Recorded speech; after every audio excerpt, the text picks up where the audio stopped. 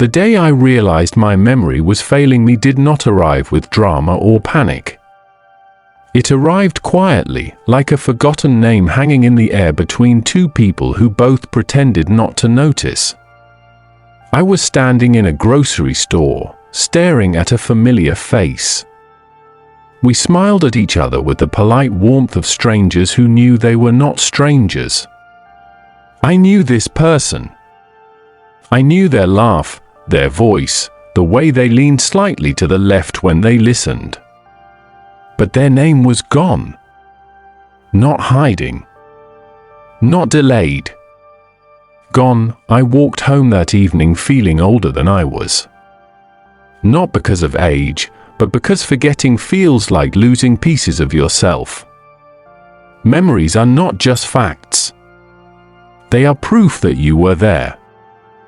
That you lived something. That your life happened. That night, I made a quiet promise to myself. I would learn how memory really works.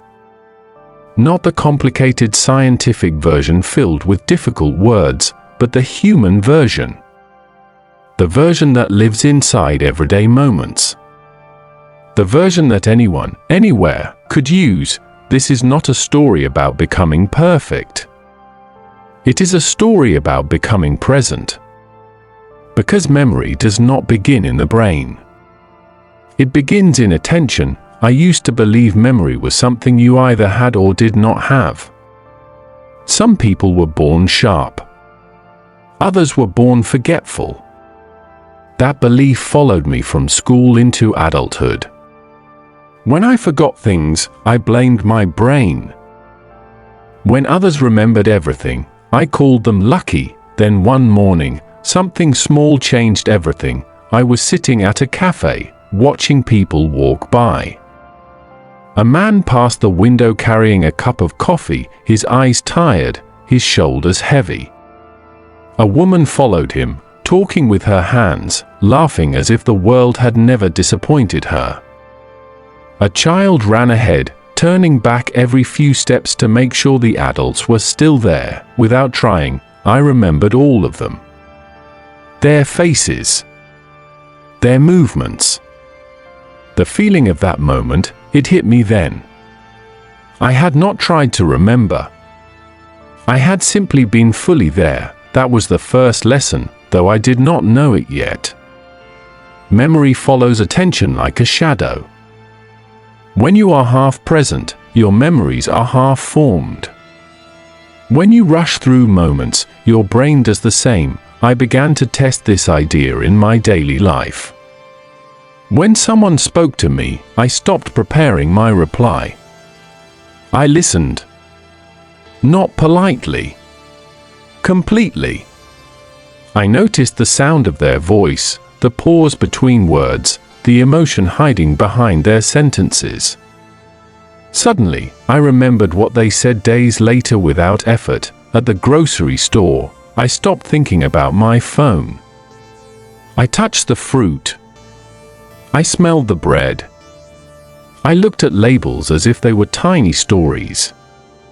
I no longer forgot what I came to buy. A memory, I realized, loves detail.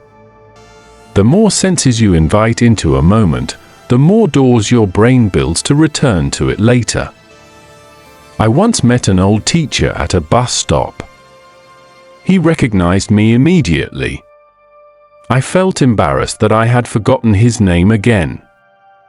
Instead of pretending, I asked him how he remembered so many students after so many years. He smiled and said something that stayed with me. He said he never tried to remember students. He tried to understand them. He remembered who was shy, who asked too many questions, who stayed after class. Those stories stayed. Names followed. That was another lesson. Facts alone fade. Meaning stays. I stopped trying to memorize information as separate pieces. I started connecting them to emotions, stories, and reasons. When I learned a new word in English, I did not repeat it endlessly. I imagined using it in a real conversation. I pictured the place, the person, the feeling. The word stayed. When I met new people, I connected their names to something real. A sound, a memory, a detail about them. Not as a trick, but as a bridge. Suddenly, names stopped disappearing. I also learned something uncomfortable. Forgetting often comes from overload. We live surrounded by noise. Screens flash. Notifications interrupt. Thoughts pile up. Memory does not thrive in chaos. One evening, I turned everything off. No phone. No music. No background noise. I sat quietly and let the day replay itself. At first, it felt boring. Then it felt calming. Then something surprising happened. Moments I thought were gone came back. Conversations. Expressions. Small details. The brain, like a room, needs time to clean itself. From that day on, I gave my mind space. Not by doing more, but by doing less. I walked without headphones. I ate without scrolling. I allowed silence into my life. Memory began to grow in that silence. There was a time when I feared aging because of memory loss. But I met older people whose memories were alive and rich. They told stories with clarity and emotion. I asked one woman her secret. She said she respected her memories. She spoke about them. She wrote them down. She shared them. Memory, she said, is like a muscle that responds to love. That idea changed how I treated my own past. Instead of rushing forward, I looked back. I remembered my childhood streets. The smell of rain. The sound of my mother calling my name. The fear and excitement of first days. By revisiting these memories, I felt my mind grow warmer, more flexible. I stopped saying I had a bad memory. Words matter. When you tell yourself you forget everything, your brain listens. I started saying something different. I said I was learning how to remember. Mistakes still happened. I still forgot things. But I no longer judged myself for it. Stress is poison to memory. Kindness is fuel. One afternoon, I ran into the same person from the grocery store. This time, their name came to me easily. Not because I forced it, but because I was calm. I smiled, said their name, and watched their face light up. That moment felt like victory. Not over forgetting, but over fear. I began to see memory everywhere. In how musicians remember songs by feeling rhythm. In how athletes remember movement through practice. In how storytellers remember details by caring about them. Memory is not storage. It is relationship. The more you care about something, the more you return to it. The more you return to it, the stronger it becomes. I started treating information like people. I greeted it. I spent time with it. I returned to it naturally. English words stopped feeling foreign. They felt familiar. Stories became easier to follow. Listening improved. Speaking felt lighter. I realized something important. Memory improves fluency. And fluency improves confidence. And confidence reduces fear. And fear is one of the biggest enemies of memory. When you relax, your mind opens. When your mind opens, learning sticks. I remember a moment on a long bus ride. I listened to a story in English without trying to understand every word. I let it flow.